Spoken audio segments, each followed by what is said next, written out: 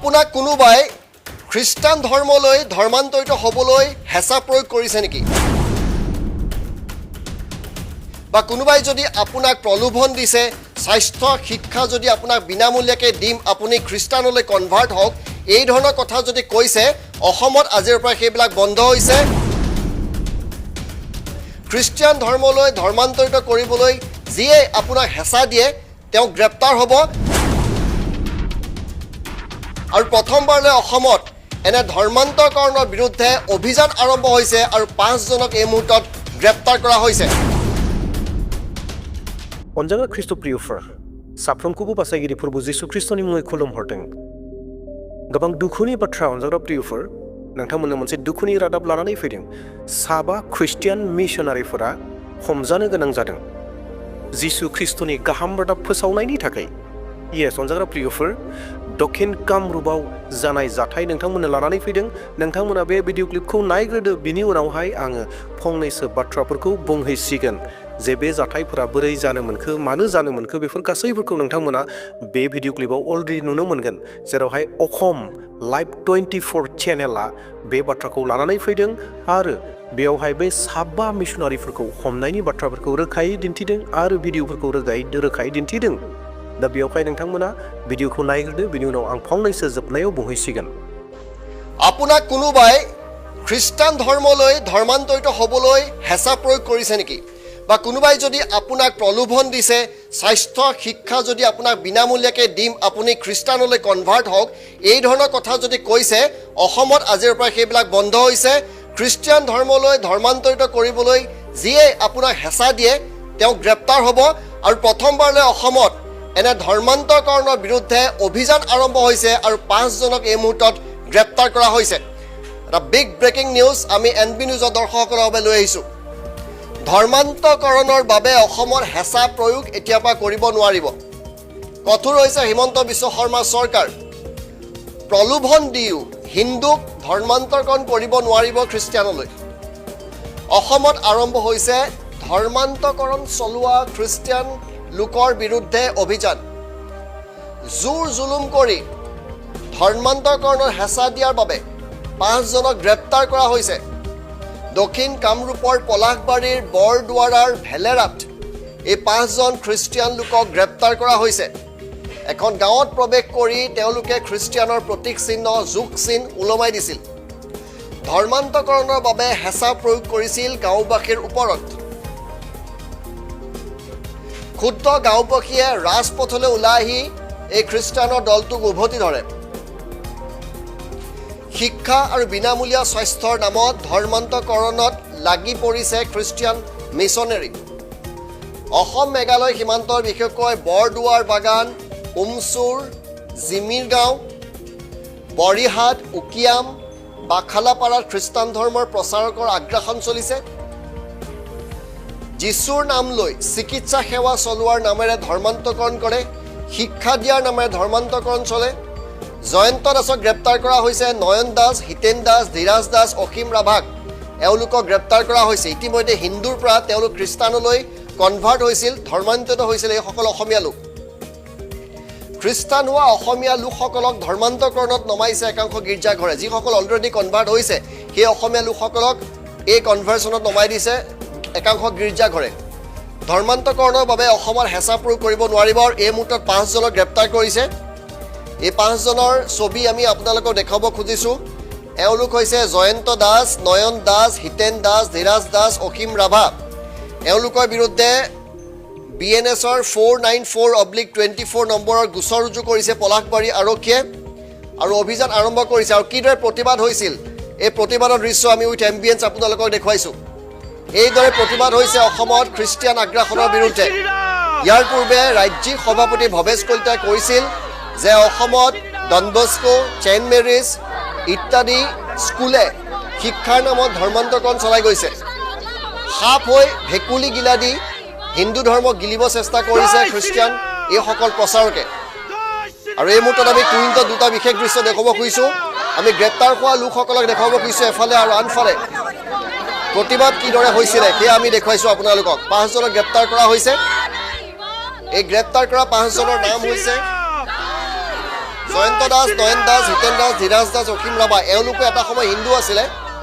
তেওঁলোকক খ্ৰীষ্টিয়ানলৈ প্ৰথমতে কনভাৰ্ট কৰা হ'ল, ধৰ্মান্তৰকৰণ কৰা হ'ল। তাৰপিছত তেওঁলোকৰ হতুৱাই অন্যান্য লোকৰ ইনফ্লুৱেঞ্চ কৰিবলৈ বহু ইনফ্লুৱেঞ্জাৰ ব্যৱহাৰ কৰে, যিবিলাক অকলশৰীয়া লোক, যিবিলাকৰ জীৱনত হতাশা আছে,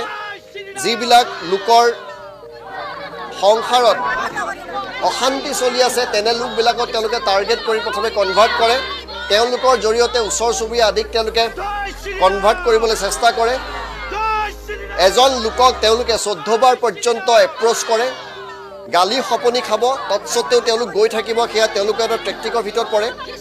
আমাৰ মন্তব্য আছে, আমি আৰু এটা ভিজুৱেলছ আছে, সেয়া দেখুৱাবলৈ চেষ্টা কৰিছোঁ। আজিৰ এটা দৃশ্য দেখুৱাম যে কেনেদৰে আজি গ্ৰেপ্তাৰ, আজি পুনৰ পলাশবাৰী থানাত এইসকল লোক উপস্থিত হৈছিল। তৃতীয়টো ভিডিঅ' আমি দেখুৱাম। এই মন্তব্য আমি শুনাই লৈছোঁ, আপোনালোকৰ মন্তব্য শুনাইছোঁ। তাৰ কাৰণে উত্তপ্ত পৰিস্থিতিৰ সৃষ্টি হৈছিল আমাৰ। সিহঁতে যিখিনি ধৰ আমাৰ ইয়াতে আহি কিনে যিটো প্ৰচাৰ চলাইছিল, আমাৰ মানুহ কিয় মানি ল'ম, আমি সনাতন ধৰ্ম মানুহ, ইমান দিনৰ সনাতন, আজি বহুত দিনৰ পৰা সনাতন ধৰ্ম মানুহ। আহি কিনে সিহঁতে ধৰ আমি এই ধৰ কিবা মাংস আনিছে, কি মাংস আনিছে কিন্তু আমি সন্দেহ হয়, যিহেতুকে আমাৰ হিন্দু মানুহ, সেইটো কৰিবই সিহঁতে। সেইটো গৌ মাংস যেনে লাগে আমাৰ, সেনেকুৱা যেন লাগে, যিটো আমি নাখাওঁ। যিহেতুকে আমি গৰু লক্ষীয়ে বুলি মানুহ, আমি গৰু গোবৰেদি বা খিচেদি আমি কুচি হৈ লওঁ, চোতাল তোতাল মুচি কিনে। আমি সেইটো হ'ব দিব নোৱাৰোঁ। আতিপুজৰ পৰা আমাৰ যিটো হিন্দু, আমি সনাতন ধৰ্ম, আমি সেইটোৱে বিচাৰোঁ। সিহঁতে আহি কিনে যিখিনি আমাক জোৰ জবস্তি কৰি যে মানুহখিনিক কৰিব দিছে, যে কি কয় আমি খ্ৰীষ্টান ধৰ্ম লওক, কিবা লওক, আমাৰ মানুহ কেনেকৈ মানি ল'ম? 4 ঘৰ মানুহ হৈছে, তথাপিতো আৰু ইহঁতে বেছিকৈ বঢ়াব আহি আছে আমাৰ ইয়াতে। আমি মানি ল'ব নোৱাৰোঁ নহয় সেইটো ক্ষেত্ৰত। তাৰ কাৰণে এইটো পৰিৱেশৰ সৃষ্টি হৈছে। আৰু হেমন্ত বিশ্ব শৰ্মাদেৱে যদি কিবা বা আমাৰ মানুহে হেমন্ত ঠাকুৰৰ জৰিয়তে যদি কিবা আমাৰ অলপ ভালকৈ ব্যৱস্থা এটা লয়, আমি নিশ্চয় সুখী হ'ম। সেইদিনাখনে যিখিনি মানুহ আহিছিল আমাৰ ইয়াতে, সেইটো খ্ৰীষ্টানৰ মানুহে সেই ধৰ্ম প্ৰচাৰ কৰাৰ ক্ষেত্ৰতে আহিছিল। জয় শ্রীরাম, জয় শ্রীরাম, জয় শ্রীরাম।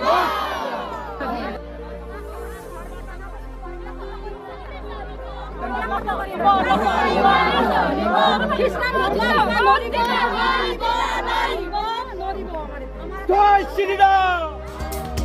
बे भिडिअ क्लिपखौ नोंथांमोना नायबाय, नुबाय, रोखा रोखायै बुजिबाय। अब्लाबो आङो फंनैसो बुंनानै होनो नागिरदों। जयন্ত दास, नयन दास, हितेन दास, धीराज दास, अखिम राभा बिथांमोनखौ गामिनि बै समाजनि मानसिफोरा पुलिसनो गथायबाय आरो पुलिसाबो हमबाय आरो माखासे धाराफोरखौ बिसोरनि सायाव जाबसिननानै होबाय। जों बेखौ रोखायै मोन्थिनो हादों। आरो बे मानि थाखाय जाखो? बे जाहैबाय गाहाम रादाब होनायनि थाखाय। अनजाग्रा प्रियफोर, बे बाथ्राखौ जोङो थोंजोङैनो बुजिदों। नाथाय नोंथांमोना रादाबखौ मोननायनि गेजेरजों रादाबाव मा मा सोदोब बाहायदों बेखौ नोंथांमोना हयथ' गोसो होदों, मोजाङै खोनासंदों। आरो नोंथांमोना जुदि मोजां खोनासङाखैब्ला, मोजां नायाखैब्ला रिपिट आरोबाव खनसेबाव नायबावगोन। अनजाग्रा प्रियफोर, साफ्रोमबो ख्रिस्टियानफोरखौ रादाब बुंगिरिया मा बुंदों?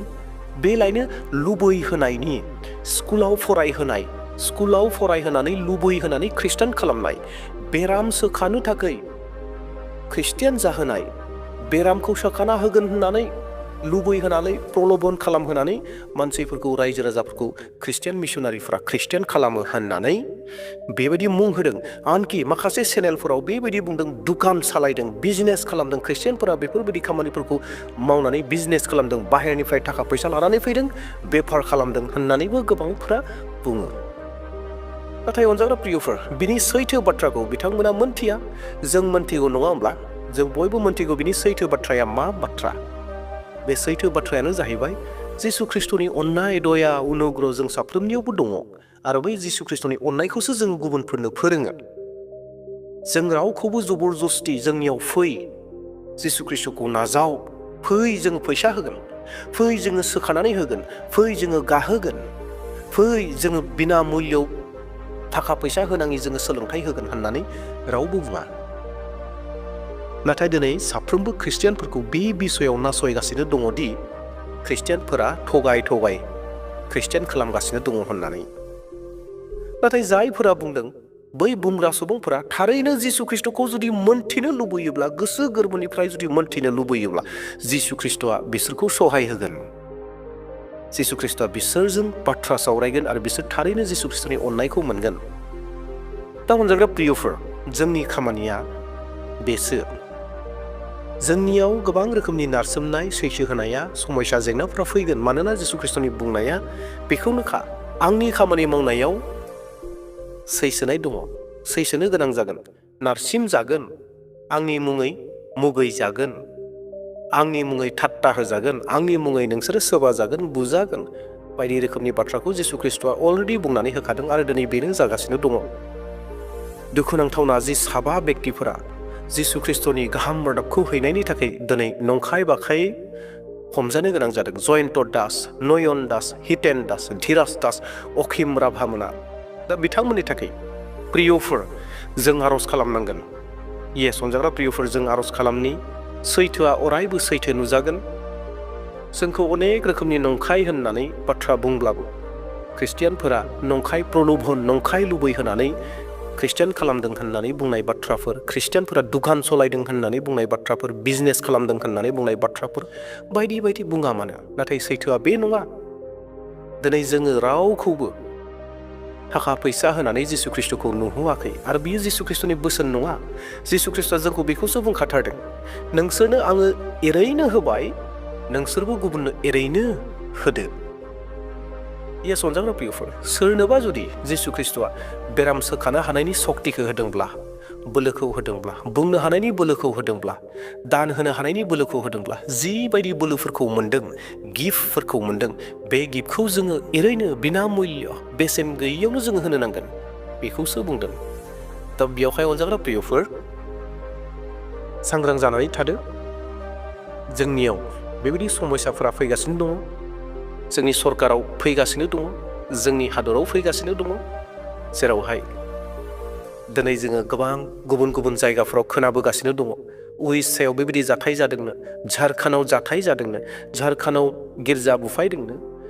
झारखन्डआव ख्रिस्टियान मिशनारिफोरखौ हमदोंनो होननानै खोनाबाय थायो नाथाय दिनै जोङो आसामाव जोंनि आसामाव बे बाथ्राखौ खोनादों जोंनि आसामावबो बे फैबाय